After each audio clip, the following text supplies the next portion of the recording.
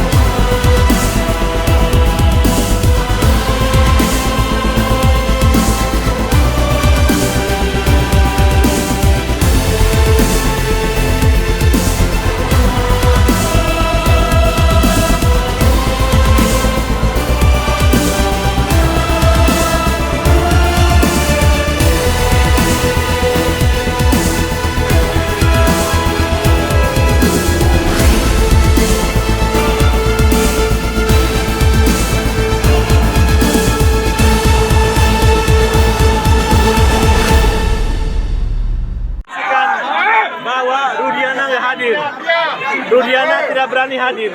Rudiana hanya menggertak, menantang sumpah pocong. Rudiana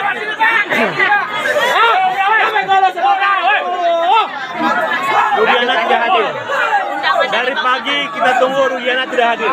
Tidak ada konfirmasi. Mereka mengejek-ngejek kami. Mereka mengejek-ngejek Sakatata seolah-olah Sakatata membohong, pembunuh. Hari ini Sakatata membuktikan bahwa dia berani diantar Bu Titin dan keluarganya. Dan sudah saya tanyakan, apakah kamu mau menanggung resiko apabila kamu berbohong akan dilakukan Allah. Tapi jika kamu benar, maka akan dibuka pintu-pintu keadilan baik di Mahkamah Agung dunia dan akhirat. Sakatata berani dan akan melaksanakan Sumpah Pocong hari ini, dan saat ini lagi dimandikan agar langsung berhadapan dengan Tuhan tentang janji dan sumpah. Download Tribun X sekarang, menghadirkan lokal menjadi Indonesia.